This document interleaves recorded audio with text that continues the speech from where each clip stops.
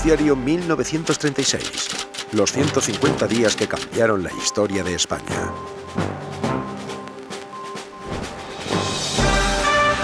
Noticiario independiente de la tarde. Desde nuestros estudios de la calle Antonio Maura de Madrid.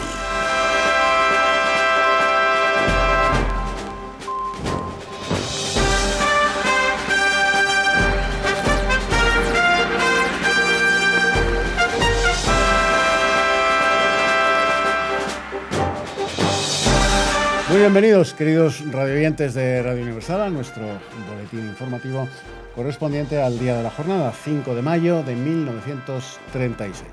Y comenzamos, como siempre, con nuestro editorial, que hoy, por cierto, va a ser muy breve.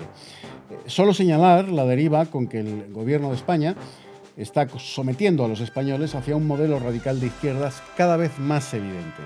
El sistema democrático que nos prometió la República está siendo dinamitado por el mismo gobierno, ahora del Frente Popular, que tiene la obligación de garantizarlo. Si no opinan ustedes lo mismo, escuchen las siguientes noticias. Pero antes, vamos a nuestra primera noticia de publicidad. Recuerde, Skoda. Su chasis indeformable Centra conserva la carrocería en perfecto estado, evitando su deformación, los ruidos y los desajustes de las puertas. Skoda. Pues abrimos, como es costumbre, página de información nacional en nuestro boletín informativo aquí en Radio Universal. Hoy se reúne el Gobierno y también el Grupo Parlamentario Socialista. En ambos casos, el tema estrella de la jornada será la proclamación del señor Azaña como candidato a la presidencia de la República. Esta candidatura deja abierta la cuestión de quién le sucederá como jefe del Gobierno, tema sobre el que se debate ampliamente estos últimos días. Se celebraron en medio de una tremenda tensión las elecciones en las provincias de Cuenca y de Granada y siguen llegando noticias confusas y contradictorias. En Cuenca, y especialmente en los pueblos, se sembró el pánico hasta tal punto que muchos votantes derechistas optaron por no acudir a los colegios electorales. Por lo que se sabe, en la capital ganaron los candidatos de izquierdas y el más votado del Frente Popular obtuvo 2.688 votos, frente al más votado de la candidatura del Frente Nacional de Derechas, José Antonio Primo de Rivera, que sacó 2.005 sufragios. Pero en los pueblos el resultado fue muy distinto. Y de lo ya contado se obtiene que José Antonio Primo de Rivera ha obtenido 18.757 votos frente a los 13.164 del candidato más votado de los del Frente Popular. En Granada, por su parte, los partidos de derechas optaron simplemente por abstenerse de participar, dada la tremenda presión ejercida por los Frente Populistas sobre candidatos y votantes de derecha. La histeria política se está convirtiendo, como es evidente, en un grave problema social. El ministro de la Gobernación ha tenido que salir en público a cortar un bulo que estaba adquiriendo proporciones gigantescas, el de la entrega de caramelos envenenados a los niños. Los rumores apuntaban a que las monjas estaban repartiendo estos caramelos envenenados y las reacciones populares podrían ser tan viscerales y masivas que las autoridades y los partidos de izquierdas se han lanzado a desmentirlas. Y tenemos noticia de alcance que nos llega desde la redacción sobre las detenciones de miembros de partidos de derechas en Valencia. Continúa el acoso a las personas de significación derechista. Hoy hemos sabido que el pasado día 3, en Ayora, el alcalde ordenó detener a 39 vecinos, militantes y simpatizantes del partido Derecha Regional Valenciana. 26 personas de significación derechista fueron puestas en libertad ayer en Astorga, tras 15 días detenidos, sin que se hayan formulado aún cargos contra ellos. No ceja la presión sobre los feligreses católicos.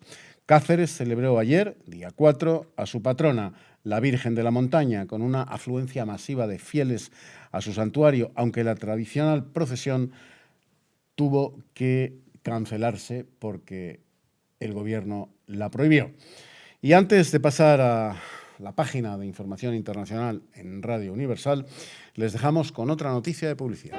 ¿Sufre usted hernias? Antes de comprar nada, examine todo lo que se anuncia y al visitarnos podrá compararlo con el inimitable supercompresor Hernios automático, el más perfecto y científico que existe, sin tirantes de clase alguna, que construido ex profeso para usted, sirve para dominar y reducir totalmente su dolencia. Gabinete Ortopédico Hernios, Barcelona. Vamos pues con esa información internacional que les anunciábamos antes de la última noticia publicitaria. Sigue el caos en Addis Abeba, que es de tales proporciones que países que habían establecido sanciones contra Italia, como es el caso de Francia, piden ahora a los militares italianos que aceleren su entrada en la capital abisinia. Las turbas no distinguen entre nacionalidades y atacan a los blancos sin más, habiendo muerto al menos 10 de ellos. Entre los lugares más acosados están las embajadas norteamericana y turca. En Gran Bretaña, los izquierdistas pretenden que las sanciones contra Italia sigan en vigor y aún se aumenten. La verdad es que este hecho no puede sino dejar de sorprender si se recuerda que el Reino Unido es la potencia colonial más poderosa en el continente africano. Y despedimos aquí nuestro boletín informativo de Radio Universal y lo hacemos, pues como siempre, con una melodía musical de nuestra selección que esperemos sea de su satisfacción, de su agrado. Gracias, amigos. Adiós. Que el mundo fue y será una porquería, ya lo sé, en el 506 y en el 2000 también, que siempre ha habido chorros, maquiavelos y estafaos, contentos y amargados. Bueno, pues aquí estamos el 5 de mayo de 2019, procedentes en el boletín informativo que acaban ustedes de escuchar, del 5 de mayo de 1936. Y para situarnos en el escenario de lo que informativamente les acabamos de relatar, está con nosotros nuevamente en Noticiario 1936, Pío Moa. Muy bienvenido, querido Pío, nuevamente. Ya saben que Pío Moa es un gran historiador español y escritor. Pío, vamos a ver, hemos visto que José Antonio Primo de Rivera pues saca más votos que los candidatos de izquierdas, pero no obtiene su acta de diputado. ¿Qué pasa? Bueno, lo que pasa, y como hay que enfocar todo este asunto desde el principio, es que las elecciones fueron completamente irregulares, fueron completamente fraudulentas. Esto yo lo vengo señalando desde hace bastantes años. Sí, ciertamente. Y más recientemente, dos historiadores han llegado a la conclusión, han investigado concretamente las actas y han visto que efectivamente muchas estaban falseadas. Y unas elecciones falseadas de esta manera, pues no dejan de ser un golpe de Estado. Golpe de Estado por el cual, falsificando los votos, y no solo los votos, porque aquellas elecciones fueron planteadas ya desde un principio de una manera completamente irregular. O sea, que no se suele decir, pero las planteó Alcalá Zamora y Portela Valladares para escapar a una acusación de ilegalidad que se les hacía desde la Diputación Permanente de las Cortes. Ellos habían cerrado las Cortes, pero seguía la Diputación Permanente y en principio podía seguir durante meses. Alcalá Zamora quería seguir durante meses el proceso antes de convocar elecciones, antes de disolver las Cortes, y nos encontramos con que para escapar a aquella acusación que se le hacía de haber prorrogado ilegalmente los presupuestos anteriores, porque tanto Portela Portela Valladares, que era el hombre de Alcalá Zamora, no tenía apoyo en las Cortes, ¿no? Y esto en un sistema parlamentario era ya de por sí una irregularidad. Entonces, para escapar a eso, al procesamiento por la Diputación Permanente, disuelven las Cortes y convocan elecciones. Y lo hacen en un momento de odios exacerbados que había en España entonces. Esto ya es una irregularidad de principio, pero a continuación vienen otras, porque el clima de violencia era tal, aparte de los muertos en el proceso electoral y de toda una serie de brutalidades y la propia calidad de la propaganda, era de una violencia tal que, vamos, era una selección muy rara. Bueno, pues esto hace que a la hora del recuento electoral, los encargados de velar por la seguridad, que el recuento fuera correcto, es decir, los gobernadores civiles, pues se dan a la fuga, literalmente. Esto lo dice el propio Azaña, porque además son cosas sabidas. Azaña dice, bueno, empezaron los motines y los gobernadores civiles de Portela escaparon, con lo cual ya el proceso quedaba viciado del todo. Luego, además, los resultados no se dieron. Se dieron el número de diputados, supuestamente sacados por unos y por otros, pero los resultados en votos no se dieron. O sea, a mí me sorprendió cuando estudiaba eso, cómo diversos historiadores españoles y franceses daban la votación a unos y a otros, y la daban hasta las unidades, y diferían hasta en 1 millón de votos. Claro, aquello no tenía pies ni cabeza. Luego hubo un segundo proceso que vició todavía más las elecciones, y fue la llamada revisión de actas en las Cortes, por lo cual los que ya se habían hecho mayoría de esa manera fraudulenta decidieron hacerse más mayoría todavía, arrebatando, juzgando, porque esto era un proceso, o sea, si hay una duda sobre la legitimidad, pues eso tiene que resolverlo el Tribunal de Garantías Constitucionales, pero no pueden hacerse juez y parte unos diputados y decir, no, ustedes lo han fuera, ¿no? Y luego está la cuestión de Cuenca, de Granada, etcétera. Todo esto, insisto, viciaba el proceso electoral. Pero no terminó ahí la ilegalidad, concluyó o culminó con la destitución de Alcalá Zamora.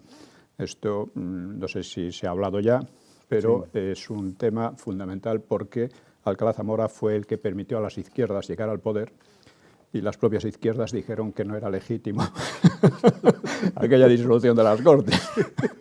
O sea que las izquierdas estaban en el poder de manera ilegítima.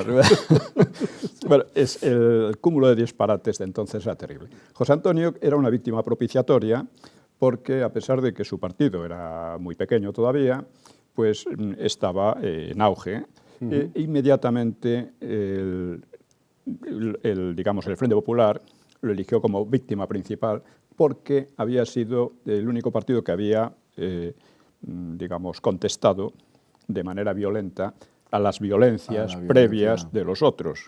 Y había contestado porque el Estado no le protegía, no cumplía con su obligación de protegerlo, ¿no?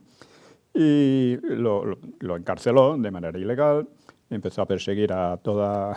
Entonces, claro, desde ese momento ya no tenía ninguna posibilidad de hacer nada. Teniendo en cuenta además que otros muchos que ni siquiera podían, como la Falange, decir que eran violentos, eran perseguidos de una manera muy parecida, ¿no? Hay una cuestión que también, no sé si se ha tratado, la cuestión de Cuenca. Las elecciones de Cuenca, en particular también las de Granada, pero las de Cuenca, fueron llevadas en gran medida por los guardaespaldas de Prieto. Hay uno de ellos, uno de los jefes, cuenta cómo se dedicaban, por ejemplo, a arrestar a votantes y a gente de derechas, acusándoles de cualquier tontería, y los encarcelaban, los detenían durante unos días hasta que pasaban las elecciones. Así ganaron. Qué barbaridad. Bien, Pío, en Granada no se presentaron las derechas. ¿Por qué? No, las derechas ganaron en principio, pero no se le quiso reconocer, se creó un clima tal de violencia que era imposible. Sí, imposible, claro. Pero simplemente por la misma coacción de Cuenca. En Cuenca todavía se intentó, no fue posible por aquellas circunstancias, y en Granada pues ya era... El clima era tal de violencia, de imposición, de ilegalidad, que bueno, uno lo lee los propios testimonios de la izquierda y se queda asombrado. O sea, cómo esta gente podía llamarse demócrata y cómo tanta historiografía los considera democráticos. Oiga, para la mayoría del pueblo, que fue lo que pasó después de la guerra, si la democracia era aquel caos de la República y era aquella actuación delictiva y criminal del Frente Popular, coño, nadie quería la democracia, lógicamente. Y por eso, por eso, los únicos que luchaban por la democracia en el franquismo eran los comunistas. Una democracia al estilo comunista, que era la democracia del Frente Popular, en definitiva, ¿no? Claro, esto no lo quería casi nadie. Rápidamente, Pío, porque estamos ya rozando el final. Las monjas daban caramelos envenenados a los niños. Bueno, esto es una tradición que viene ya del siglo XIX. En el siglo XIX empezaron a difundir que los monjes estaban envenenando las fuentes, en una época de peste o algo así, y con ello motivaron un ataque, matanzas de monjes, y quisieron reproducir una república, y en parte lo reprodujeron porque efectivamente hubo unos motines populares tremendos, ¿no? Muchísimas gracias, Pío Moa, a todos ustedes por su atención, y les garantizo que este magnífico historiador y escritor, que es Pío Moa, volverá a estar con nosotros en el informativo 1936. Adiós, amigos, hasta mañana.